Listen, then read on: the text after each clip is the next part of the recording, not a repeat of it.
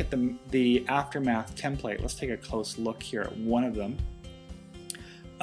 They've got these really cool facts, and I'll show you that in a sec. Here's the one corner. If you take a look here, let's just scroll across here. Lots of little clues for kids to help them out in the little speech bubbles. Lots of engaging ideas and activities for kids to do. And where you see it's true here, you'll drink 30,283 liters of water in your lifetime. Estimate how many. If you took all the liters of 1 liter with how many people in your class or your family or your city or country, about how many liters would that be? So these are all true facts. They're all engaging and interesting for kids. And then we're going to ask kids to estimate and to use mental math. And there's lots of ideas and strategies here to help them do that. Also, some little tricks, but they're not just math tricks. These are foundational to get kids to really understand what they're doing, with lots of ideas here. So it doesn't look like a math journal, but it gets kids to communicate, to think, and to talk. Now, let's take a look at kids' solutions and see what it has to say about solutions. Because I often get into a rut where I'm just asking kids, what's the answer, what's the answer, what's the answer, and that's important. But let's see here. Here's the question, we won't get into it, but it's quite detailed. This is in a primary class, I believe grade 2 or 3. Teacher went over this with the kids. And instead of just getting kids to write an answer, here's something we can do. What do we know for sure? I love this template. What are you trying to find out? And are there any special conditions, rules, or things to remember? And so kids can write, I know that, I'm trying to, I need to.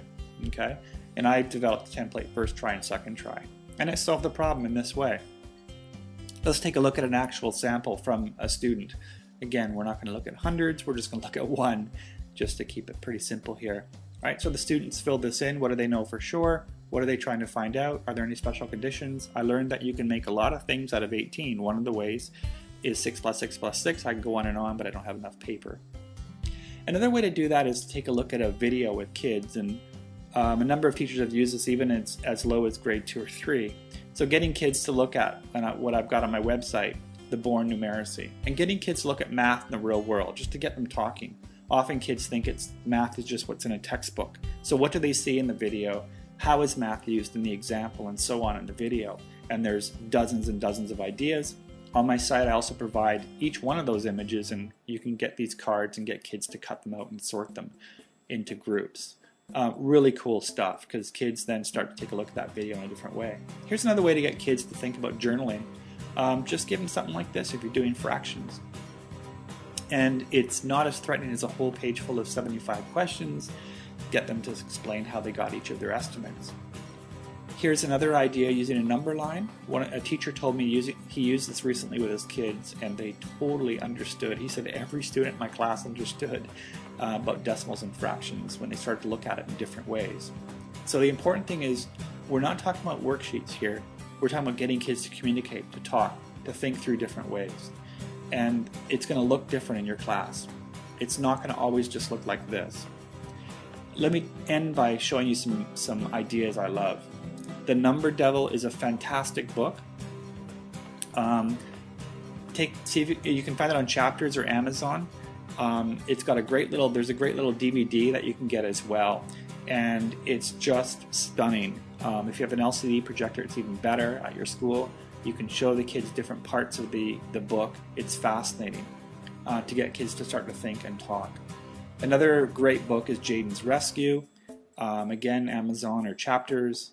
I've got some support on my site for Jaden's Rescue, a highly engaging novel. I'd say grades 5 and up. I've heard teachers at grade 4 use them as a read aloud. So you just buy one novel. And as you can see here, the questions are highly engaging, and the kids really get into them because they're built into the story. Here's another thing we can do with kids, and this again blew me away when I was using this with my kids. Math stories. Math stories.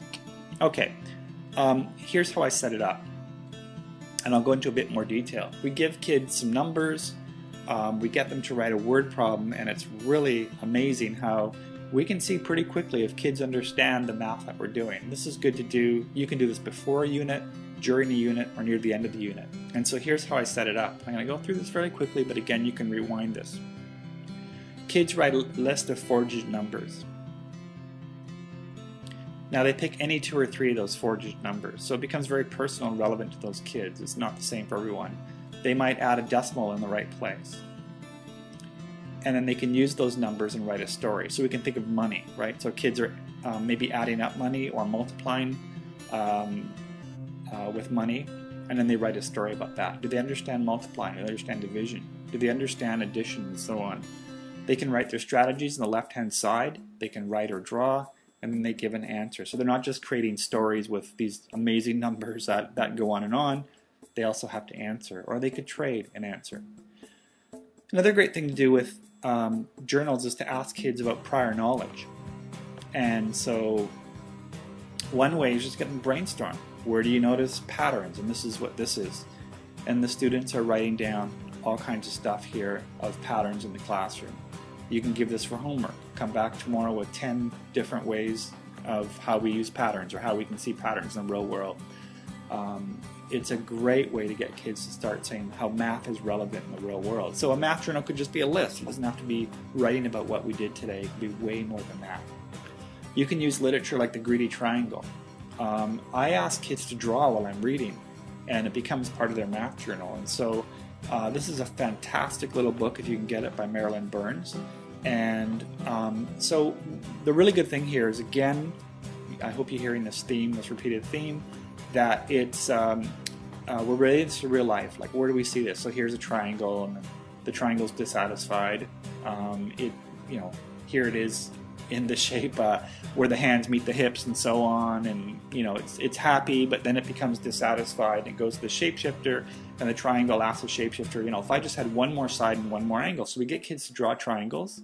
We get kids to draw what does a triangle look like with one more side and one more angle, quadrilateral. We get kids to draw quadrilaterals.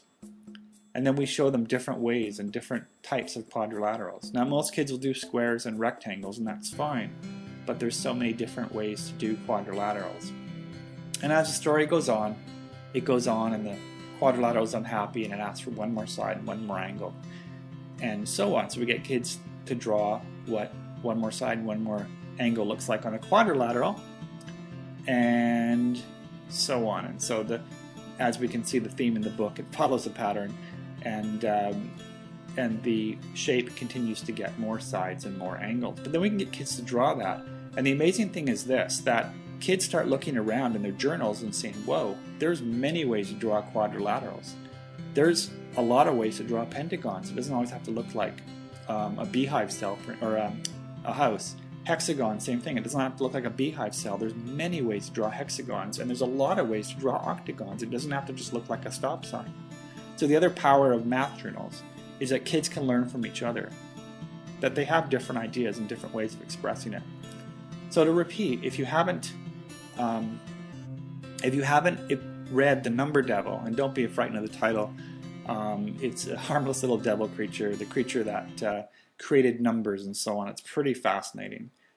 So that's a book. We had Jaden's Rescue. We had The Greedy Triangle. You can see how literature is a really great way to get kids to think about journaling, communicating, and talking. The last thing I want to end with is getting kids to do comics. And so here's a comic I made from one of the videos, which is online on YouTube, Algorithm and Personal Strategies. Just type that in, or Zapplepie, and you'll see a number of different videos. And so you can get kids to do videos and ask them to then dump it into, this is Comic Life. Comic Life is free on most Macs now that are sold, I believe. It's under $30, so it's pretty cheap. But you can get kids to start to journal in comic book form. And so we can ask them to draw comics, or we can ask them to summarize certain things that we've done through video, and then having the kids dump it into something like this with Comic Life. Let's take a look at both those pages and see what they look like. And you can see it didn't take me that long to do, and kids are pretty savvy at technology. They could do this quite quickly. So if we take a look at both pages, we can see here how it looks. It's fun to do. They can do it in partners or in small groups. They can take pictures of things outside or in the school, and so on. So there's lots of different things that we can do here. So thanks for looking at this Math Journal video. You can always go back and rewind, scroll back, and see things that you want to see again. So thanks a lot. I hope to put more of these online. Thank you. See ya. Bye.